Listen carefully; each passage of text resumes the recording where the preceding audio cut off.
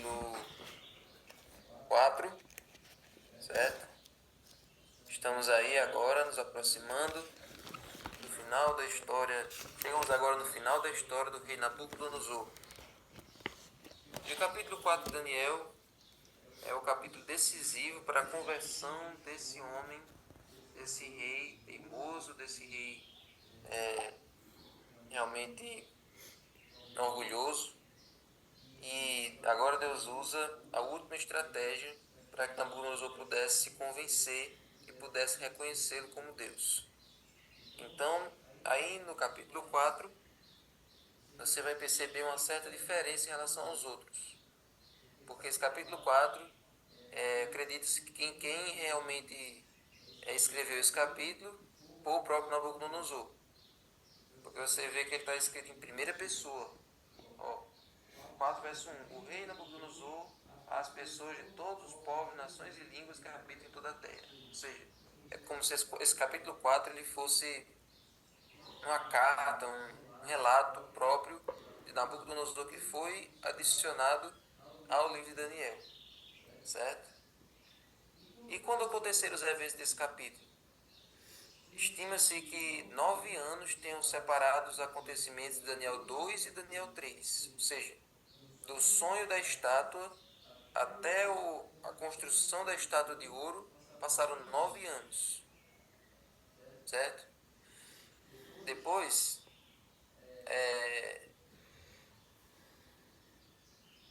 então passaram-se 26 anos do episódio da fornalha até o capítulo 4. Então foi 9 anos do 2 para o 3 e 26 anos do 3 para o 4.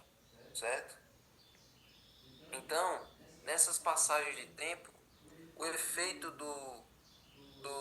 o efeito daqueles eventos tinha passado na mente de Nabucodonosor. Ou seja, o sonho da estátua era para ter deixado o rei mais humilde, era para ter deixado ele mais reflexivo, uma vez que ele soube agora que o reino dele não iria durar para sempre.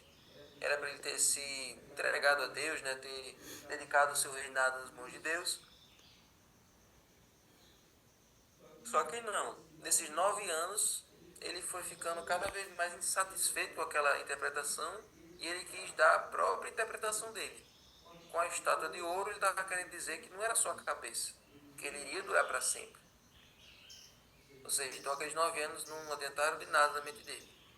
E agora 26 anos da construção da estátua de ouro, do livramento dos jovens na fornalha, aqueles 26 anos foi o suficiente para passar todo o efeito daquele dia.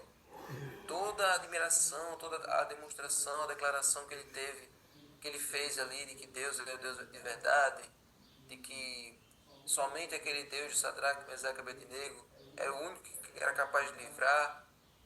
Todo aquele dia ali, toda aquela comoção daquele dia passou. E aí, hoje nós vamos, olha aí, aqui tem a cronologia de cada evento. O capítulo 1, que é a chegada dos jovens em Babilônia, foi no ano 605. O capítulo 2, que foi o sonho da estátua, foi em 602, ou seja, 3 anos depois. O capítulo 3, que foi o episódio da fornalha, foi em 594, certo? Que é aproximadamente 8 anos depois. E depois, o capítulo 4, que foi no ano 568, 26 anos depois. Essa é a cronologia, essa é a linha de tempo dos eventos históricos do livro de Daniel. Ok? Olha só, em Jeremias 7,6 diz o seguinte: agora eu entregarei todas estas terras ao poder de Nabucodonosor, rei da Babilônia, meu servo, e também lhe dei os animais do campo para que o sirvam. É interessante saber que Deus considerava Nabucodonosor seu servo. Nabucodonosor foi um agente de Deus para trazer juízo a várias nações, incluindo o povo de Israel. O povo de Israel era teimoso, o povo de Israel era complicado, o povo de Israel era idólatra, certo? Então, Deus usou Nabucodonosor como seu agente para fazer o povo de Israel ser levado cativo para eles poderem se tocar de que é somente em Deus que a gente encontra liberdade, é somente na adoração a Deus que a gente permanece livre. Então, Nabucodonosor foi esse agente. Assim como Nabucodonosor foi agente de Deus, Ciro também foi chamado de meu servo. Porque ambos, eles cumpriram o plano de Deus. Um foi o plano de um povo escravo. E o outro o plano de libertar o povo. Né? Mandar o povo de volta para a terra de Israel. Agora, gente, vamos para o capítulo 4, verso 4 a 7. Diz assim: Eu, Nabucodonosor, estava tranquilo em minha casa e feliz no meu palácio. Tive um sonho que me espantou. Quando eu estava em minha cama, os pensamentos e as visões que me passaram dentro dos olhos me perturbaram. Então, gente, Deus ele mandou novamente um sonho para Nabucodonosor. Novamente Deus mandou um sonho. Certo? Por que Deus só falava por sonho? Porque os Nabucodonosores, os babilônicos, eles davam muito valor aos sonhos. Eles consideravam que os sonhos eram sempre revelações dos deuses. Tudo eles buscavam um significado para os sonhos. Então eles procuravam um horóscopo, procuravam saber os símbolos que tinham nos sonhos. Se você sonhasse com determinada coisa, se você sonhasse com alguém chorando, se você sonhasse com alguma coisa triste, significava uma coisa. Então eles tinham todo um repertório de símbolos que eles usavam para decodificar os sonhos. Então Deus usava os sonhos para revelar as coisas para Nabucodonosor, porque era uma fonte de revelação que eles acreditavam muito. Certo? Então, dessa vez, Nabucodonosor lembrava do sonho. Já era mais fácil do que da outra vez, né? Aí olha só, ó, versos 6 e 7. Por isso eu expedi um decreto ordenando que fossem trazidos à minha presença todos os sábios da Babilônia. Ó, novamente. Interessante, aí você está percebendo o quanto ele não estava convertido ainda. No 1, ele já viu que o Deus dos jovens era diferente. No 2, ele percebeu que o Deus de Daniel era diferente. No 3, ele ordenou que todo mundo adorasse o Deus de Sadraque, Mesaque e Abednego sob pena de morte. 3 capítulos ele já teve contato com Deus, já teve um encontro com Deus, e mesmo assim, quando ele tem um sonho difícil, ele vai consultar os sábios, ele vai consultar os magos. Para você ver o quanto a mente do ser humano é teimosa, o quanto o ser humano é rebelde e ainda quer buscar revelação onde não é para buscar. Muito A gente bem, fala bom da dia a Nabucodonosor, mas todos. quantas pessoas estão indo para as igrejas em busca de revelação, né? Quantas visitas a gente leva para a igreja, aí não gosta porque a igreja adventista tem muita informação, tem muita doutrina, muito conteúdo, e deixa a igreja adventista para ir em busca de uma igreja que vai fazer revelações, o pastor vai chegar lá e vai dizer, você de camisa vermelha, eu determino que você vai perder seu emprego, né? Ou vai ganhar um emprego. Então tem gente que gosta disso aí. Então Nabucodonosor gostava disso também. Aí verso 7. Então vieram os magos, os encantadores, os caldeus e os feiticeiros. Eu lhes contei o sonho, mas não puderam me revelar a sua interpretação. Que novidade, né? Só que dessa vez eles já tinham um sonho. Eles podiam ter inventado alguma coisa, mas eles foram pelo menos mais honestos dessa vez. E mesmo com o sonho, eles não, não foram atrás de inventar uma interpretação. E aí, como sempre, já que ninguém resolvia, ele mandou chamar quem é que resolvia. Aí ele foi para o verso 8. Por fim, apresentou-se Daniel, que é chamado de Beltesazar, em honra ao nome do meu Deus. Preste atenção nisso aqui. Ele tem o espírito dos santos deuses. E eu lhe contei o sonho, dizendo, Beltesazar, eu lhe contei o sonho, chefe dos magos, eu sei que você tem o espírito dos deuses santos e que não há mistério que você não possa explicar. Vou lhe contar o sonho que eu tive para que você me diga o que ele significa. Olhe como Nabucodonosor chama Daniel. Ele diz, olha, você tem o espírito dos deuses santos. Então Nabucodonosor reconhecia que Daniel tinha uma coisa diferente. Ele sabia que Daniel tinha o espírito de Deus. Então eu disse a vocês alguns dias atrás, a pessoa que recebe a revelação de Deus, ela pode dizer que ela tem o dom de profecia, porque dom é presente. Então, se Deus revela uma coisa para mim, Ele está me presenteando com a revelação. Então, Nabucodonosor ele teve o dom de profecia. Ele recebeu aquela revelação de presente, certo? Deus poderia ter feito o que ele queria fazer sem revelar nada, mas por amor a Nabucodonosor, porque você percebe, né? Esses sonhos que Deus dava para ele era por consideração a ele, era porque Deus queria dar uma oportunidade de graça para Nabucodonosor.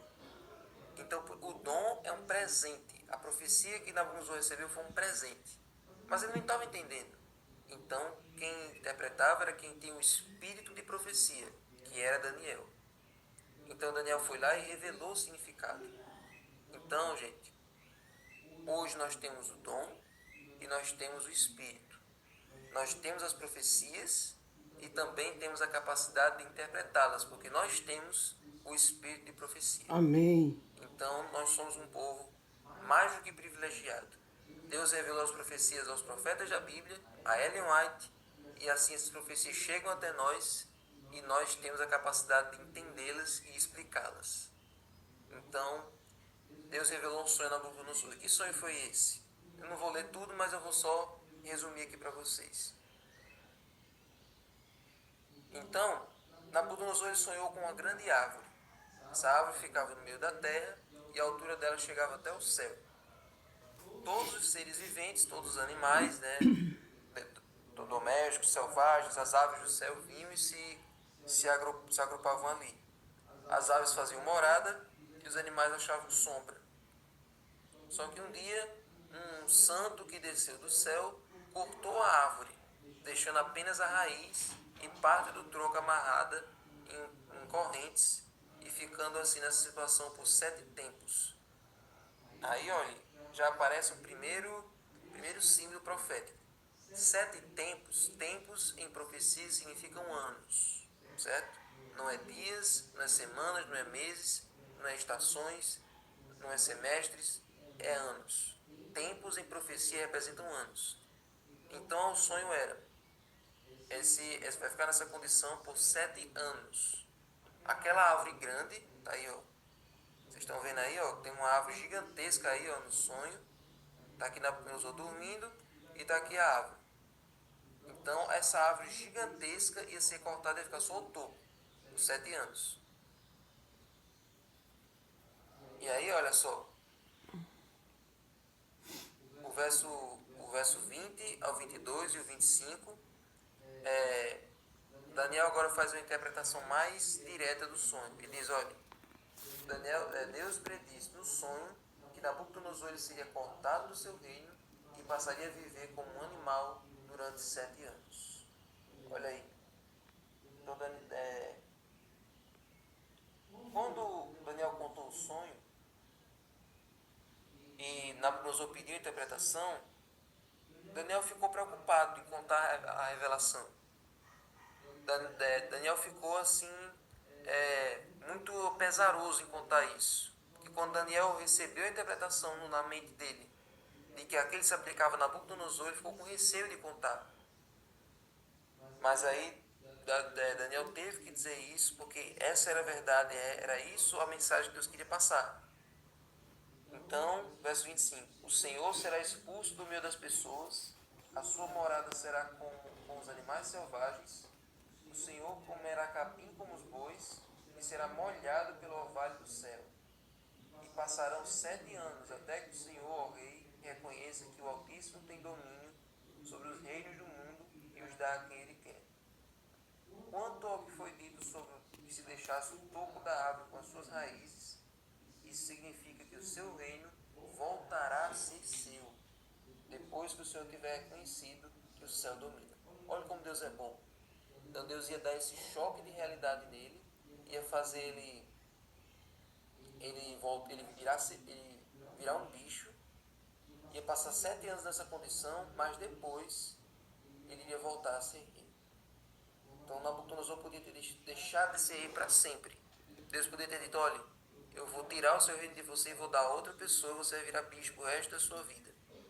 Mas Deus disse, olha, depois período eu vou fazer você voltar para a sua condição. Vocês lembram da história de Manassés? Vocês lembram daquela... Nós lemos no Revivados, vamos ler de novo agora em Crônicas. Manassés foi aquele rei de Judá que foi um rei asqueroso, um rei desprezível, que matava os filhos dele, que era agoureiro, que adivinhava pelas nuvens, que botou os ídolos no santuário. Ele foi levado para a Babilônia, amarrado com um gancho no nariz, foi assim arrastado pelo nariz a viagem inteira, ficou sendo escravo lá na Babilônia durante um período. Babilônia não, Assíria, eu acho. E depois de um tempo ele voltou, Deus devolveu a ele o reino e ele ainda reinou um bom tempo.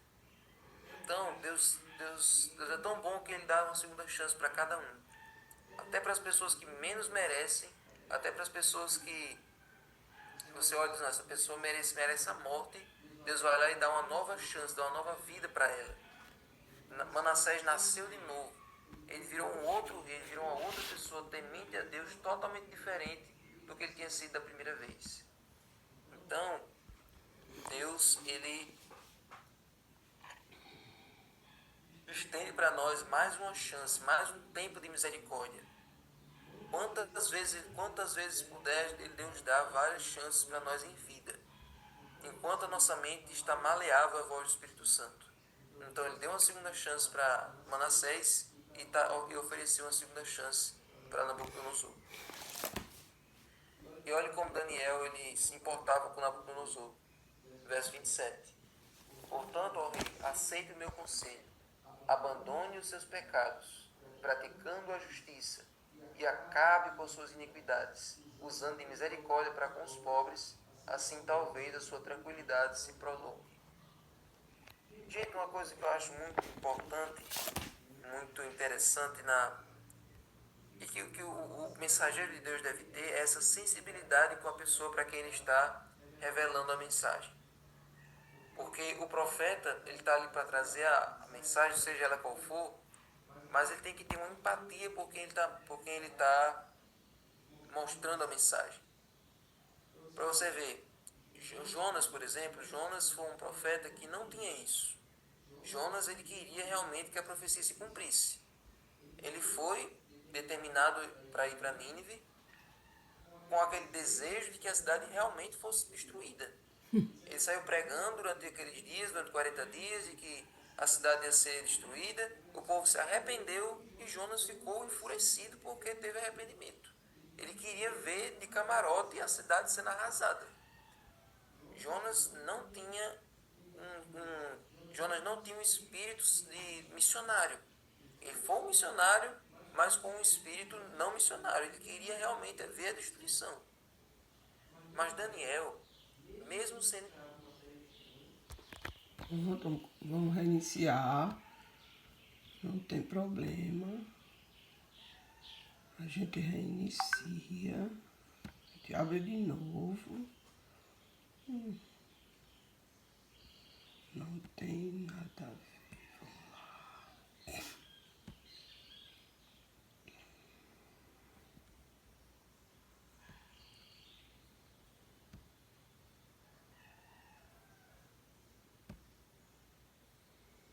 Voltamos de novo. Então Daniel, mesmo sendo escravo em uma terra estranha, mesmo servindo a um rei que não era o seu, mesmo numa situação como essa, Daniel se importava com Nabucodonosor. Ele trazia ali a profecia, trazia a interpretação e dava um conselho. Então, quando nós formos falar com as pessoas, quando nós formos interpelar com elas, falar das mensagens de Deus, o que Deus tem para a vida delas, se elas estiverem com a vida toda errada, se você perceber que ela está realmente indo contra, por exemplo, um bêbado, uma pessoa que trai a esposa, uma pessoa que está com a vida toda desajustada, nós não devemos fazer como certos evangélicos por aí que fazem, que chegam na casa da pessoa e dizem, olha, você vai para o inferno. Se você continuar desse jeito, você vai no fogo. Deus vai acabar com você. Nós temos que ter esse espírito missionário para trazer a pessoa de volta a si, para converter a pessoa, para que aquela pessoa se arrependa. Nós temos que ter essa empatia, esse desejo salvífico pela pessoa, esse amor pelas almas, que era o que Jesus tinha, que era o que Daniel tinha.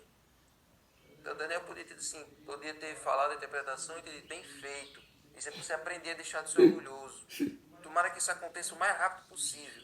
Mas não, Daniel disse, olha, se o senhor mudar de comportamento, isso pode ser adiado. Ou melhor, essa é uma profecia condicional, isso pode nem acontecer. Se o senhor decidir mudar completamente de natureza, se o senhor decidir mudar o seu jeito de ser, isso pode nem acontecer. Isso é uma profecia condicional. Vocês lembram das profecias locais, as profecias clássicas e as apocalípticas? A clássica é uma profecia que é de curto prazo e que pode mudar se a pessoa decidir mudar o comportamento. Certo? Mas, o que foi que Nabucodonosor fez? Olha aí o verso 28. Tudo isso de fato aconteceu com o rei Nabucodonosor. Infelizmente. Passados 12 meses, ou seja, um ano, quando eu estava passeando no terraço do Palácio Real da Babilônia, o rei disse, não é esta a grande Babilônia que eu construí para a casa real, com meu grandioso poder, e para a glória da minha majestade? Ou seja, depois de um ano, Nabucodonosor pensou, isso aí não vai acontecer não. Não está aqui o grande palácio que eu fiz? Porque a Babilônia tinha uns feitos arquitetônicos que eram inigualáveis. Tinha aquele jardim suspensos que Nabucodonosor construiu para a mulher dele, aqueles zigurates, né, que eram vários andares com vários jardins botânicos que ele construiu lá, tudo de ouro. E aí ele olhou e disse, tá vendo aí Babilônia que eu fiz? Tá vendo que isso nunca vai acabar? Tá vendo que tudo isso aí eu fiz com o meu poder, com a minha glória? Então, quando a pessoa começa a não dar crédito a Deus, a não dar glória a Deus pelas coisas que tem, Deus tira. Aquilo que Deus dá, Deus tira. Aquilo que você ganhou, aquilo que Deus lhe ajudou a conquistar, se você não for grato a Deus, se você não reconhecer que aquilo veio de Deus, Deus vai tomar aquilo de você. Então, Deus permitiu que Nabucodonosor construísse aquele império com grande poder, com aquela opulência toda, mas como Nabucodonosor, depois de um ano depois desse sonho, permaneceu rebelde e não reconheceu, não deu crédito a Deus, não aprendeu a ser humilde, então agora aconteceu exatamente igual no sonho. Então Deus disse a Nabucodonosor, olha, você vai ser expulso, você vai ficar entre os animais, vai passar 7 anos, até que você aprenda que o Altíssimo tem domínio sobre os reinos do mundo e os dá a quem Ele quer. Todos os reinos do mundo só pertencem aos seus reis, aos seus líderes, porque é Deus quem dá. Isso o apóstolo Pedro confirma. Então, toda autoridade que os homens têm sobre as nações, é Deus quem permite que eles tenham. Certo? Então, Deus dá o reino a quem Ele quer e tira de quem Ele quer também. Por mais poderoso Nabucodonosor fosse, ele poderia ser facilmente humilhado, facilmente reduzido a nada, se Deus quisesse isso. E foi isso que aconteceu. Então olha aí o verso 33. No mesmo instante, se cumpriu a palavra sobre Nabucodonosor. Ele foi expulso do meio das pessoas e começou a comer capim como os bois. O seu corpo foi molhado pelo orvalho do céu, até que lhe cresceram os cabelos como as penas da águia e as suas unhas como as garras das aves.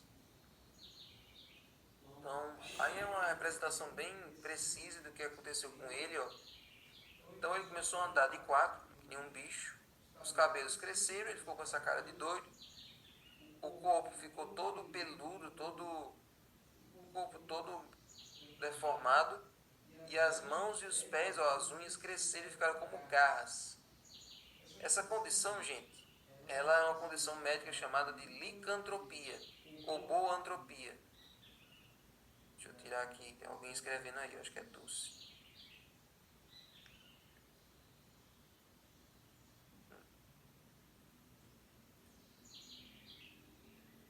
Então, gente, essa condição aí é chamada de licantropia ou boantropia. Não é isso que não, Dulce? Então, a licantropia é uma condição que a pessoa age como um lobo. E boantropia é uma condição que a pessoa age como boi, certo? A pessoa começa a perder a consciência e começa a agir de forma totalmente animalesca. O seu corpo se transforma, sua feição muda, o seu corpo fica... Você perde a sua consciência e começa a agir como um animal. Existe também um tipo de gente que não muda o corpo, mas tem pessoas por aí hoje, no dia de hoje, que pensam que são animais. E eles começam a ir para os metrôs, começam a ir para os ônibus, para os lugares onde tem gente, e começam a agir como cachorro, com uma coleira, né? É uma outra condição mental. Agora essa aí é mais extrema porque a pessoa fisicamente vira um animal. Agora imagina a vergonha que foi para Nabucodonosor ficar esses 7 anos sem poder voltar para a sociedade, porque ele estava comendo capim, ele estava dormindo ao relento, que nem os animais, né? Imagina as pessoas vendo aquele rei aquele rei tão poderoso agindo que nem um bicho. Imagina como é que ficou o trono durante esses 7 anos. Mas aí, gente, Deus é muito bom. Depois desse período, o verso capítulo 4, verso 34 e 36. Mas ao fim daqueles dias, eu, Nabucodonosor, levantei os olhos ao céu e recuperei o entendimento. Então eu bendisse o Altíssimo e louvei e glorifiquei aquele que vive para sempre. Amém? Agora Nabucodonosor estava completamente convertido. E agora ele faz uma oração de uma pessoa convertida, de uma pessoa conversa. Ó, o seu domínio é eterno e o seu reino se estende de geração em geração. Todos os moradores da terra são considerados como nada, e o Altíssimo faz o que quer com o exército do céu e com os moradores da terra. Não há quem possa deter a sua mão e nem questionar o que ele faz. Amém? Amém. Então agora nessa oração, ele realmente reconhece Deus do jeito certo. Ele agora não diz mais aquela oração pronta, aquelas palavras bonitas que ele fala da outra vez. Agora ele fala sinceramente. E uma oração é sincera quando você passa por uma transformação sincera. Talvez o louvor, as demonstrações de adoração de uma pessoa que nunca experimentou uma conversão nunca vão ser a mesma coisa de uma pessoa que passou pela lama e que foi restaurada. Alguém que nunca passou por uma transformação, nunca passou por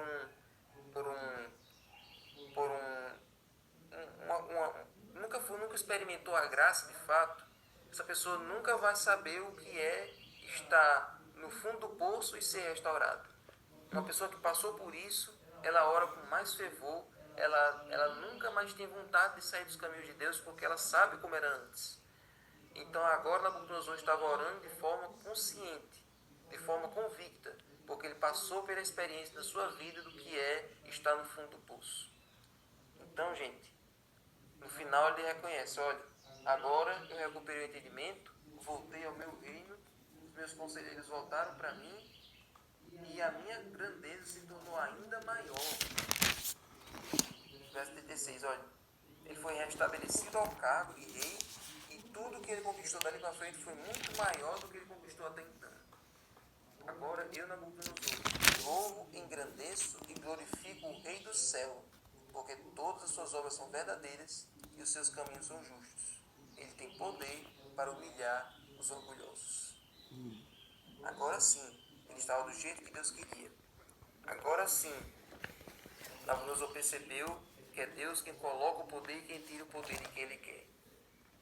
Então ele aprendeu a lição de que a verdadeira grandeza consiste em reconhecer e glorificar o único Deus verdadeiro. Então o propósito de Deus era que o maior reino do mundo reconhecesse a justiça de Deus e agora isso estava cumprido. Essa proclamação pública que Nabucodonosor fez reconhecia a misericórdia, a bondade e a autoridade de Deus e foi o último ato da vida de Nabucodonosor. E isso mostra também, gente, o poder da influência de um jovem. Do primeiro contato que Nabucodonosor teve com Deus até a conversão foram 35 anos.